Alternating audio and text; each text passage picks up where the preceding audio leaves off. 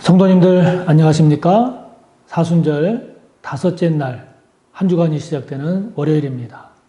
이 한 주간도 주님의 은혜 안에서 평강과 그리고 기쁨과 감사가 넘치는 한 주간이 되시기를 바랍니다. 자, 사순절 다섯째 날 우리가 오늘 함께 나눌 말씀은 신약 143쪽 요한복음 1장 43절에서 51절까지입니다.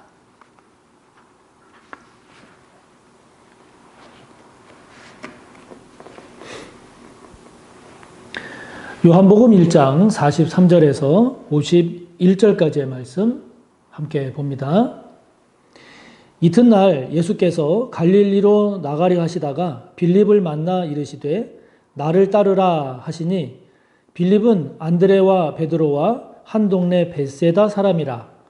빌립이 나다나엘을 찾아 이르되 모세가 율법에 기록하였고 여러 선지자가 기록한 그 일을 우리가 만났으니 요셉의 아들 나사렛 예수니라. 나다나엘이 이르되 나사렛에서 무슨 선한 것이 날 수 있느냐? 빌립이 이르되 와서 보라 하니라. 예수께서 나다나엘이 자기에게 오는 것을 보시고 그를 가리켜 이르시되 보라, 이는 참으로 이스라엘 사람이라. 그 속에 간사한 것이 없도다. 나다나엘이 이르되 어떻게 나를 아시나이까? 예수께서 대답하여 이르시되 빌립이 너를 부르기 전에 내가 무화과 나무 아래에 있을 때에 보았노라. 나다나엘이 대답하되 라삐여, 당신은 하나님의 아들이시요 당신은 이스라엘의 임금이로소이다. 예수께서 대답하여 이르시되 내가 너를 무화과 나무 아래에서 보았다 함으로 믿느냐?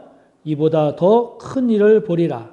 또 이르시되 진실로 진실로 너희에게 이르노니 하늘이 열리고 하나님의 사자들이 인자 위에 오르락 내리락 하는 것을 보리라 하시니라. 아멘.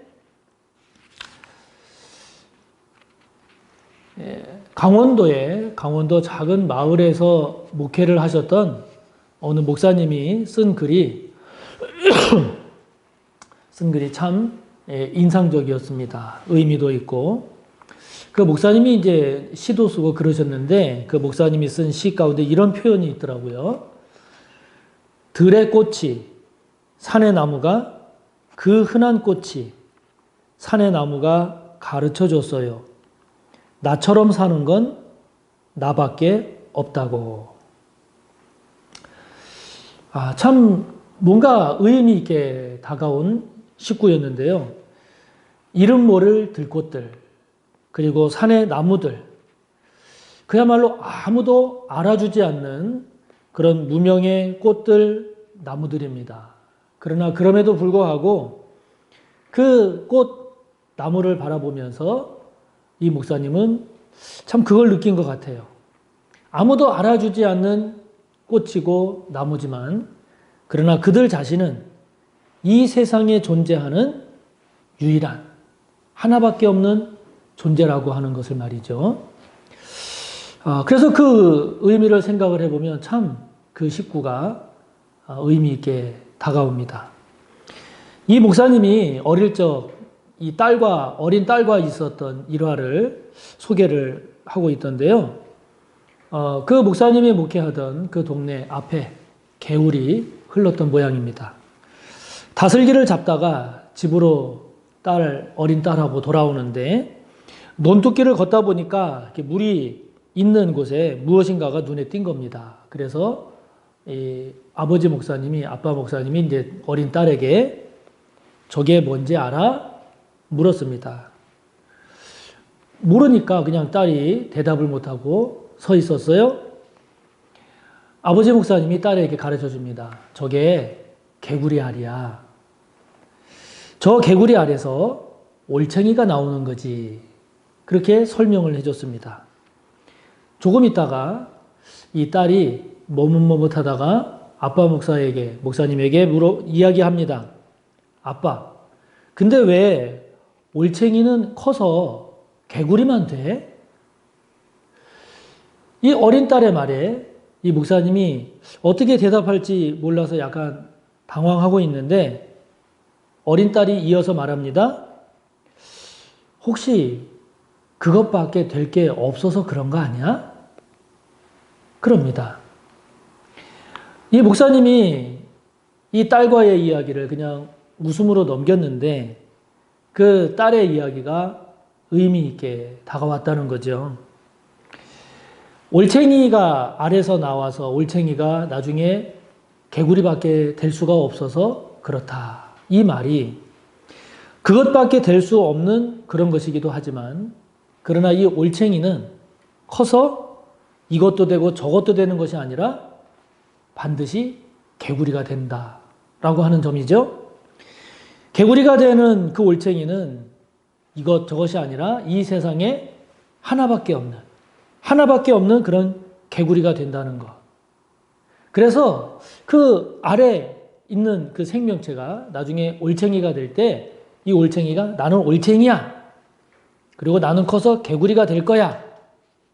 그리고 그 자란 올챙이는 나중에 나는 개구리야. 이렇게 말을 하게 되는 거죠.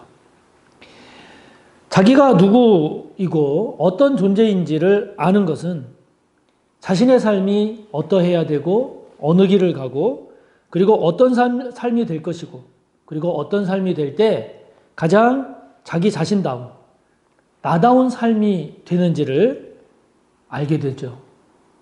그게 참 귀한 복입니다. 자기다움을 찾는다는 것, 자기다움을 안다는 것. 그래서 그 삶을 산다는 것이야말로 복 중의 복이죠. 오늘 본문은 나다나엘이 예수님을 만나는 장면입니다. 먼저 빌립이 예수님을 만났죠. 예수님을 만난 빌립이 예수님을 겪어보니 예수님이 이 땅에 오실 메시아, 즉 하나님의 아들임을 깨달았는지 이 빌립이 나다나엘을 찾아가서 나다나엘에게 자신이 만난 예수님을 소개를 했던 모양입니다. 그러면서 나다나엘에게 예수께 가자. 그분이 모세가 율법에서 기록했고 여러 선지자들이 일컬어온 바로 그분이다. 라고 나다나엘에게 예수님을 소개를 하죠. 그래서 예수님께 이 나다나엘을 빌립이 인도를 합니다. 나다나엘이 예수님께 가는데 마음에 걸려요. 빌립의 얘기를 들어보니 나사렛 출신이라고 하는데 나사렛에서 무슨 선한 것이 날까? 마음에 걸리기도 했던 이 나다나엘이 예수님을 빌립과 함께 만나러 옵니다. 나다나엘을 본 예수님께서 7절에 보면 이렇게 이야기하십니다. 봐라, 저 사람이야말로 참으로 이스라엘 사람이다. 저 사람에게는 간사함, 거짓이 없다. 이렇게 예수님이 나다나엘을 보자 이야기를 하십니다. 예수님의 말씀에 이 나다나엘이 깜짝 놀랍니다. 이 나다나엘이 예수님께 묻습니다. 어떻게 나를 아십니까? 나다나엘은 지금 예수님을 처음 보거든요. 어떻게 나를 아십니까? 예수님 말씀하십니다. 빌립이 너를 부르기 전에 네가 무화과 나무 아래에 있는 것을 내가 보았다. 그러자 그 예수님의 말씀을 들은 나다나엘이 예수님 앞에 49절에 보면 이렇게 고백합니다. 랍비여, 선생님이여, 당신은 하나님의 아들이십니다. 당신은 이스라엘의 왕이십니다. 이 엄청난 신앙 고백을 나다나엘이 합니다. 여러분, 나다나엘은 어떻게 이런 예수님 앞에서의 신앙 고백, 이 고백을 할 수 있었던 것일까요?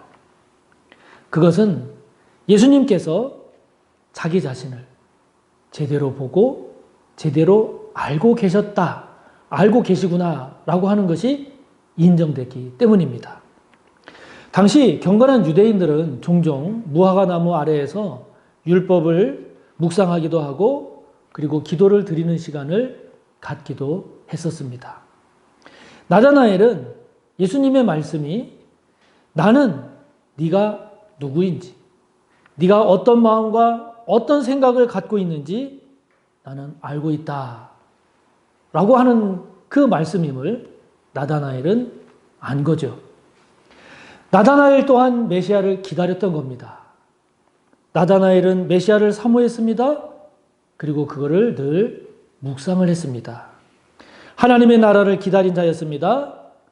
그런 자기 자신, 자기는 그런 사람임을 그런 사람이라고 생각하고 있던 차에 예수님께서 나다나엘을 향해서 네가 그런 사람이지 라고 말씀하셨을 때 나다나엘이 놀란 겁니다. 감동받은 겁니다. 기쁘고 감사했던 거죠. 그래서 그런 고백을 할 수 있게 된 겁니다. 성도 여러분, 사순절을 지내면서 정말 기쁘고 감사하게 보내기를 원하십니까?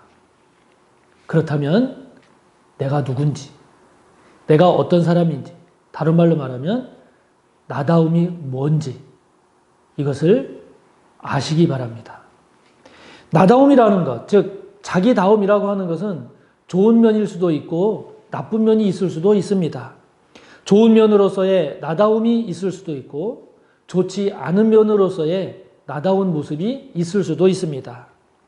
나다움, 즉 자기다움이라고 하는 것은 그것을 아는 것이 중요한 것은 그래야 주님께서 말씀하실 때, 주님께서 저와 여러분을 향해서 말씀하실 때 그것이 책망의 말씀이든 위로의 말씀이든 복된 말씀이든 주님께서 말씀하실 때 그 말씀을 나를 향해서 주시는 말씀으로 받아들일 수 있기 때문입니다. 그러나 내가 어떤 사람인지, 정말 나의 나다움이, 나의 자기다움이 무엇인지를 모르면 나를 향해서 주시는 말씀도 이것이 나를 향한 말씀임을 알지 못하기 때문이죠. 여러분, 이게 얼마나 불행한 일입니까? 저와 여러분을 향해서 주님이 말씀하시고 부르시는데도 알지 못하니 말이죠. 사도 바울은 고린도전서 15장 10절에서 이렇게 고백하죠. 내가 나된 것은 하나님의 은혜로 된 것이니 내게 주신 그의 은혜가 헛되지 아니하여 내가 모든 사도보다 더 많이 수고하였으나 내가 한 것이 아니요 오직 나와 함께 하신 하나님의 은혜로라. 자신이 어떤 사람인지를 알아서 주님께서 택하시고 예정하시고 부르셔서 자신 안에 있는 그 열정과 수고를 주님을 위해서, 복음을 위해서 드리게 된 그 자기 자신의 삶을 지금 감사함으로 고백하고 있습니다.